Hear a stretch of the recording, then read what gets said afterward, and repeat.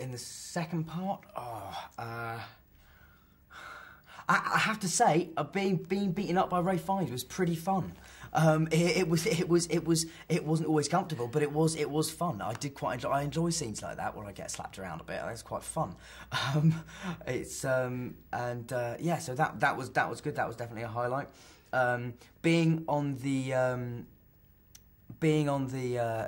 underground cart, which takes us inside Gringotts, being on that cart with Rupert, a guy called John, Warwick Davis, and Helena Bonham Carter, and then Emma, was great fun, because it was just, we were all soaking wet. It was you know, we were just making jokes, and it was hilarious. It was really, really good. That was a fun day, definitely. Fun few days.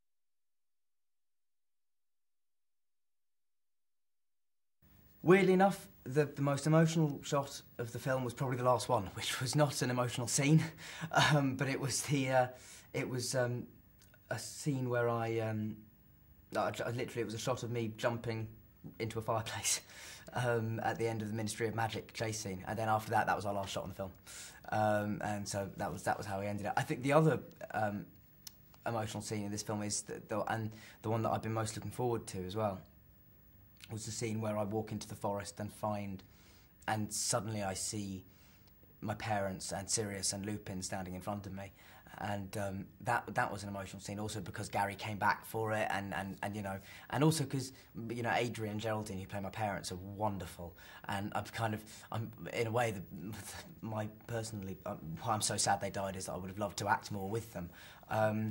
And also the character of Lupin dying, for me, is one of the most upsetting in all the books, because I love that character. And so, yeah, that scene was pretty emotional, I think. It should be, anyway.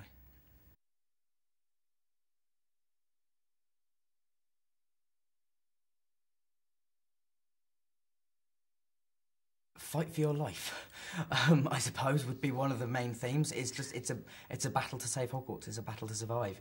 It's a battle to see the next morning. That's kind of the thrust of most of the film, and also it has all the Harry Potter themes of, you know, friendship and all those things, and how tested that can be, and, you know, in this even more extreme situation, how much these 3, 4, 5, you know, the whole school relies on each other, and that's what I love about it. It's about communal spirit.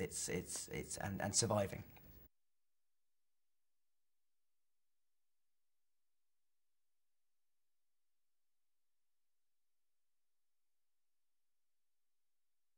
I like to think it has in some ways. Certainly for fantasy films, I think we've you know, us and Lord of the Rings, I think, you know, we obviously came out around the same time, and they were just, at that stage, sort of designed for a much older audience, you might say. But yeah, I mean, I certainly think we've set a very high standard, because we've had fantastic directors, and we've also shown that we're not afraid of taking it in a direction that wouldn't necessarily be expected. You know, I don't think many people expected either Alfonso Cuarón or David Yates to be names in the hat for any Harry Potter films. But, you know, thanks to our producers, who have had the courage to say, you know, this guy could make an amazing Harry Potter movie, it's set us apart slightly from other fantasy films. I think we're really, really interesting. We have fantastic actors, and also, I mean, what sets Harry Potter apart from other entertainment is just the fan base, ultimately, is so vast, and so supportive that, yeah, I mean, it's hard for other things to compare for it. But you know, but obviously now there's films like Twilight and the Narnia films that all came out, and, you know, and they're doing well as well, and brilliantly in Twilight's case.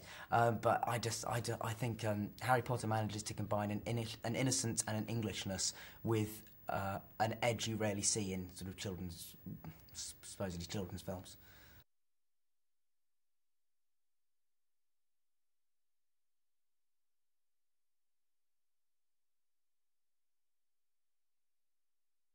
It was no, it was quite sad, but it was, I think, more than letting ourselves be soppy and nostalgic about it. I think we just used the pressure we felt, because we knew it was the last one, to spur us on to try and make it the best one we could. I think we channeled that energy into a more positive, sort of constructive frame of mind.